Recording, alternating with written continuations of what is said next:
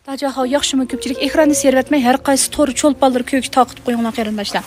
Mana shu kun yog'izim shu yuqum to'g'riliq, yana shu qarindoshlarimizningki ko'ngliga bir madad bo'lsin, ilhom bo'lsin deb o'zim shu musofirchilikda shularga bir tasalli berib kichkina bo'lsin, ruhiy ozuq bo'lsin deb video chiqardim.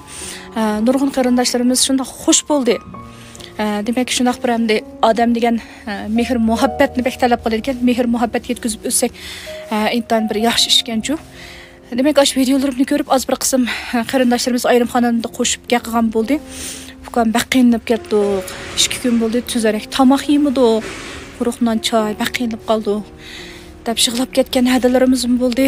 Oilasi qiyinchilikda shunaqa kuniga bir vaqt tomoq yemayotgan, shunaqa qiyinchilikda yashayotgan qarindoshlarimiz nurg'un ekan. Chunki ular kunlik tep yeydi, talog'i chiqib midirmagandan qo'saq yeydigan yo'q.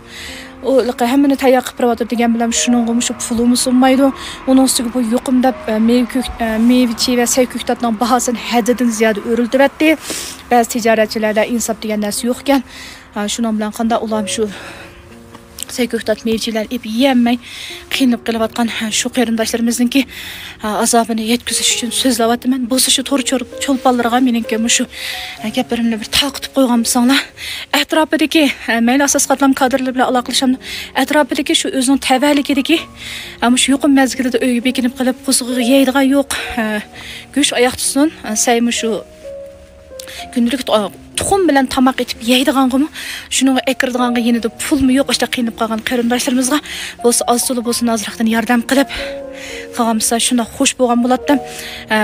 Bir odamning kuchi ko'p odamnikiga o'xshamaydi ekan. Men bir odam hammasiga yordam qilib bo'lmayman ekan. Shu qiyinchilikda, shu muhtojlikda, yuqum mezgilida qiynab qolgan shu ochilarimiz, dadalarimiz, shu yashangan mo'mi buvilarimiz ham yetim yesir shularga bo'lsa shu fursatda bir yordam qilib qo'ygan bo'lsanglar, eldan elga nap debdigan yaxshilik hamma o'zimizga aynab qaytadi.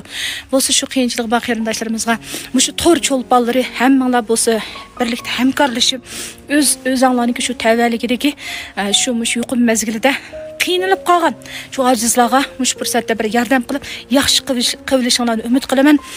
Bo'lsa shu gapimni ko'proq taqitib qo'yinglar qarindoshlar, sizlardan o'tinishim bo'lsin.